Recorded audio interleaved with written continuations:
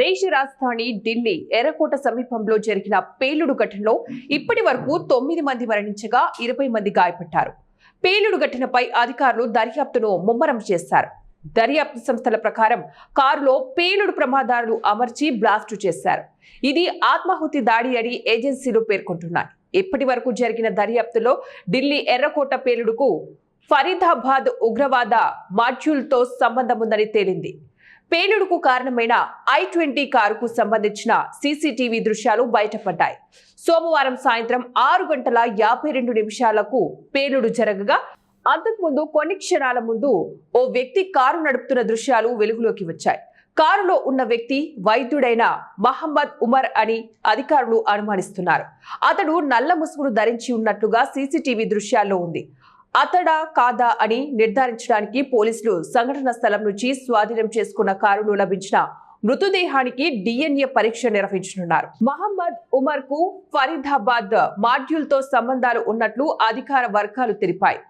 ఫరీదాబాద్ లో భారీ మొత్తంలో అమోనియం నైట్రేట్ స్వాధీనం చేసుకున్నట్లు సమాచారం అందిన తర్వాత ఢిల్లీ పోలీసులు సహా ఇతర ఏజెన్సీలు డాక్టర్ ఉమర్ మహమ్మద్ కోసం వెతుకుతున్నారు.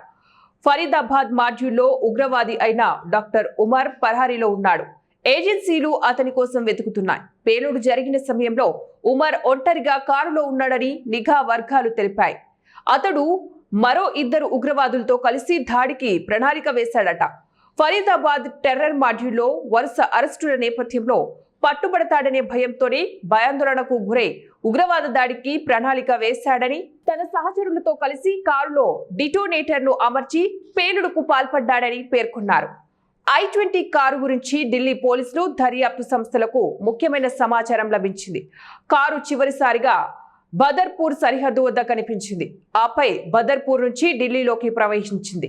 ఆ తర్వాత కారు ఎర్రకోట మెట్రో స్టేషన్ గేట్ నంబర్ 1 దగ్గర నుంచి కనిపించింది. కారు మహమ్మద్ సల్మాన్ అనే వ్యక్తిది. అతను కారును నదీంకు విక్రయించాడు. నదీం ఆ కారును ఫరీదాబాద్ లోని royal car zone car dealer కు విక్రయించాడు. ఆ తర్వాత పుల్వామాకు చెందిన తారిక్ దానిని కొనుగోలు చేశాడు. ఆపై ఉమర్ కారును కొనుగోలు చేశాడు. కారు హర్యానాలోని గురుగ్రామ్ నార్త్ RTOలో HR 267624 నంబర్తో మహమ్మద్ సల్మాన్ అనే వ్యక్తి పేరుతో రిజిస్టర్ చేయబడింది.